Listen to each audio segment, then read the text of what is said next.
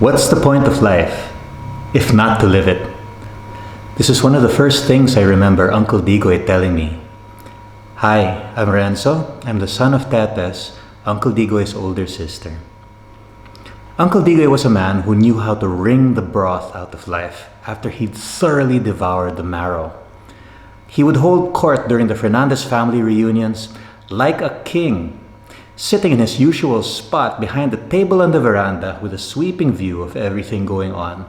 This table groaning under the weight of plates filled with cheese, cold cuts, and crackers. His scepter could always be found by his side, a 2-liter bottle of Diet Coke that needed to be replaced at least once during the evening.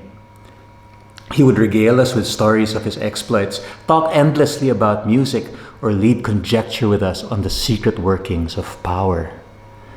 The only time he'd abdicate his throne was to be first in line for the buffet. He didn't stop appreciating the food when the reunion was over, no. Like a spy in his favorite Robert Ludlum novel, he had enlisted the aid of a helper in the kitchen to sneak the tastiest dishes into plastic containers, put them into a bag he had provided, and hand the bag over to him quietly during the evening, along with a replacement bottle of Coke. While we all loved the reunions, Uncle Digoy thoroughly enjoyed them.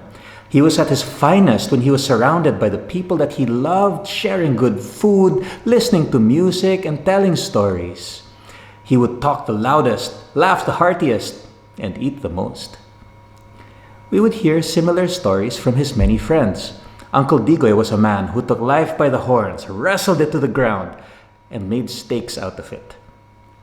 Even at the end of his days, he'd find a way to sneak some fast food burgers and chicken past his dutiful guardians while making time to listen to the stories his grandchildren would share or to catch up with friends on social media.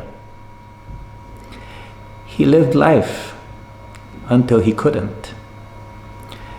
When he decided he wanted to see what the buffet was like in heaven, it seemed he just left the room in his own inimitable style, listening to his music in a house full of stories, surrounded by the people that he loved, and some Jollibee hidden away under a pillow. Godspeed, Uncle Digoy. We will always love you.